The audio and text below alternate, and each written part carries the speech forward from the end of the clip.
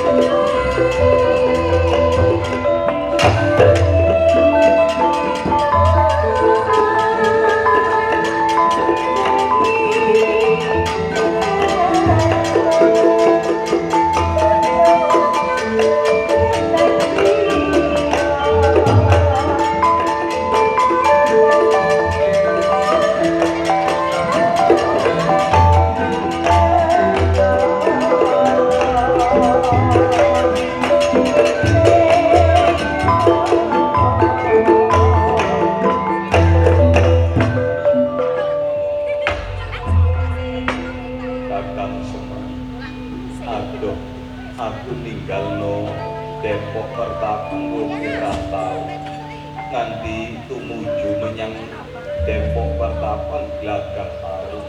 Iki ana nggoning tepis wiring iki alas tepis wiring alas opo Kakang Semar. Nggih. Lah niku kepetung tepis wiring alas wana Minangsraya. Alas wana Minangsraya niku tasih wingit panggonane para Dranawa, panggonane para raseksa. Para Dranawa niku tasih remangan jenis daging mensak. Sinten ingkang mlebet dhateng wana Minangsraya, satamara satamati, jalma mara jalma mati. Yo Kakang Semar jajal tak lebonane wana Minangsraya iki Kakang Semar.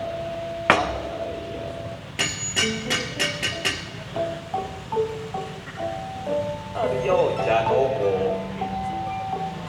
ingkang sumedya mangkat dhateng Depok Pertapan Glagah Arum. Arya Janaka ingkang sumedya mangkat dhateng Depok Pertapan Glagah Arum kanjeng wonten sumping wana Minangsraya. Wana Minangsraya menika kepitung wana ingkang tasih wingit, wana ingkang tasih anteng. panggonane para Dranawa, panggonane para raseksa. Dasar para Dranawa tasih mangan jenis daging mentah. Dasar Arya Janaka uga kedak suka rembesing mati, kedak ali kasutakan. Kedalan gondo ingkang arum-arum menika kawang. Gondo ingkang arum-arum kandaning Arya Janaka mambet gondo Lisa Hermawarta. Gondo ingkang arum-arum mlebet dhateng lebeting wana Minangsraya. Para Dranawa mambet gondo kandaning Arya Janaka sami pating bleber, pating pencolot, nilai kaya komedi munggah menyang babakaning kapal.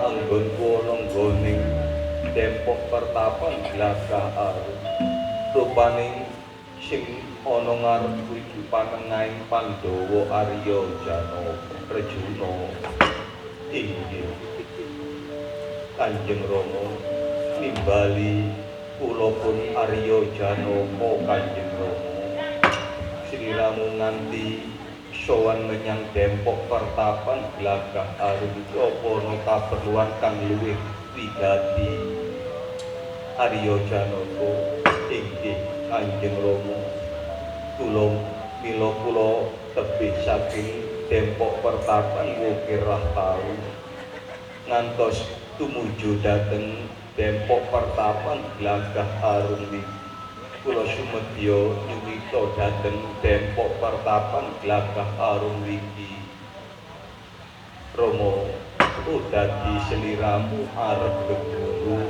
menyang dempok pertapan glagah arum kene Rejuna inggih Kanjeng Rama wah dialah Begawan Dewa Kasuma kon gak gelem bubar anggonmu madheg dempok pertapan glagah arum aja takon dosa-dosa maneh iki Ratu Diwarawati Bathara Kresna tak obrak-abrik dempok pertapan glagah arum keparat Dewa Kasuma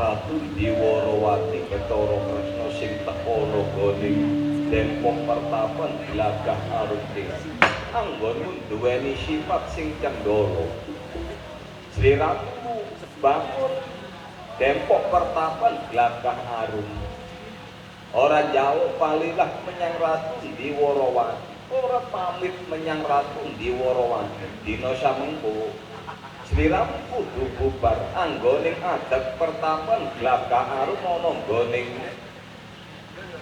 suku Kraton Diwarawati iki nek gak gelem bubar matimu merga Ratu Diwarawati Bathara Kresna ya opo sliramu arep bubarno dempok pertapan glagah arum aku gelem bubar anggonku adek pertapan glagah arum waton sirahku gumlundung ana ing dedarahan lan kaping pindhone sliramu kudu Ratu Diwarawati Bathara Kresna sliramu iku telik mangendra jaya apa tumon Kresna nganggo malang trik apa tumon nganggo malang Kresna malang trik ana Kresna malang trik kalamun besok ana perang Bratayuda Jaya binangun tandingi Pandhawa klawan Kurawa nunggoning Tegal Kuru Kasetra ana mati ning Senopati Ngamarta Angka Wijaya mati Catu Arang Kerajaan iku ana Kresna malang kerit. Lah iki durung moyo-moyo perang Bratayuda Jaya binangun kon teka nanggoning Depok Pertapan Glagah Arum apa njaluk tak gandeng sepupu bangkeanmu nek gak jika wadus wah dialah Begawan Dewa Kasuma ngabari Ratu Diwarawati Bathara Kresna ya ana kene pecating nyawamu tak longgo wadukmu Kresna.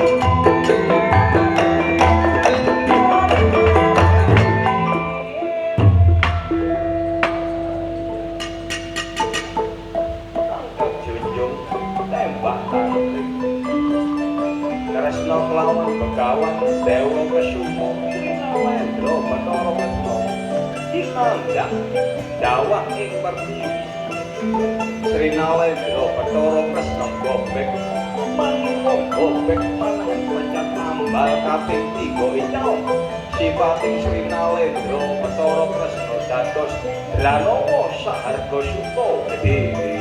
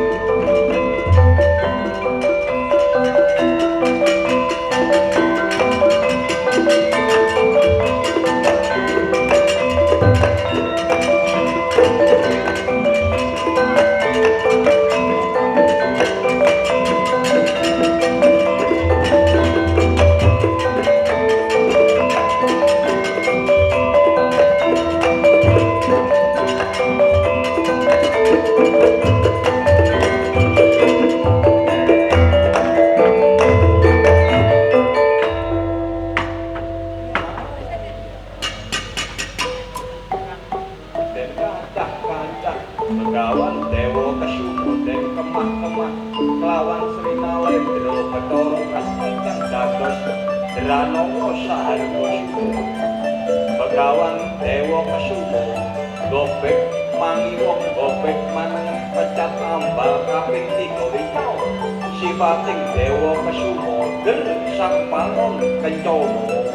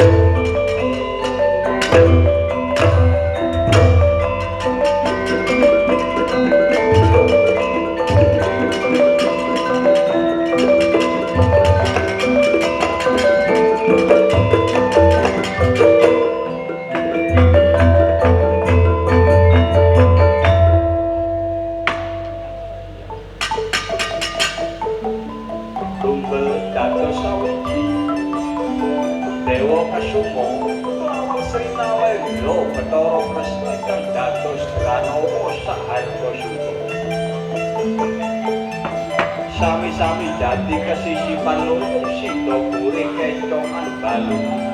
Umpami brengkesan ngaten kical bidinging lokor godhong tidar sejatine. Srinalendra Bathara Kresna ingkang dados Ranawa saharga Suma tidar bakar ratu rinjing wonten kayangan sasetra Gandamayit. Dewa Kesuma ingkang dados panon kencana bigar batar Srinalendra Bathara Kresna kelawan sinuwun Puntadewa.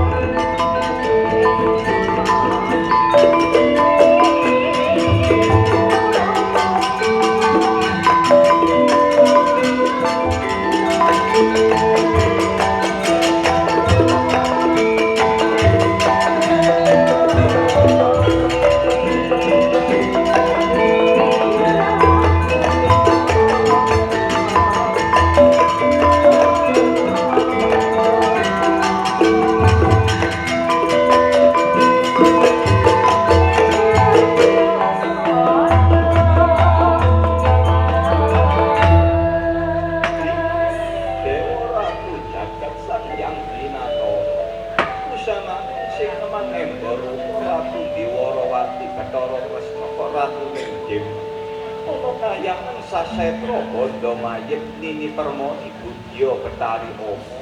Lah sing mangemba rupa Begawan Dewa Kesuma aku karo Yayi Sinuwun Puntadewa. Lah iki mang aku buruti timbalan karo ratuning dewa mundhut wahyu sekar asmara bumi. Wahyu ning kraton Ngamarta. Lah iki sumedya tak turuna menyang kraton Ngamarta Yayi Sinuwun, Adisena, Adi Rejuna, Yayi Nakula, Yayi Sadewa niki kula sumedya nuruna wahyu sekar asmara bumi Yayi.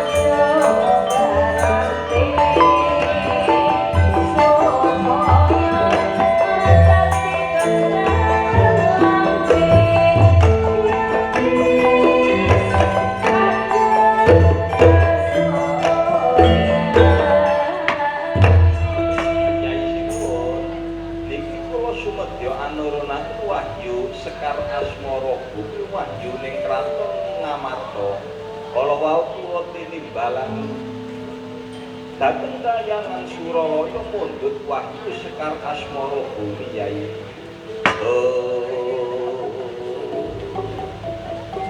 Purwaning carita sedalu kenging winastanan sedalu atas lampah tumuruning wahyu sekar asmara tumurun dhateng kraton Ngamarta tumuruning wahyu sekar asmara bumi para dewa dawaken gandha ingkang arum-arum saking swarga lupa semanten ugi ingkang kagungan kajat warga desa Sumber Tanggul kedawan gandha ingkang wangi-wangi saking swarga lupa warga dusun desa Sumber Tanggul dados desa ingkang gemah rimah wajinawi tata riya raharja tumuruning wahyu sekar asmara bumi Ngamarta rinentang wahyu toya pertanda Andrawina bujana ana panutup tancep kayu wonten lebeting negari Ngamarta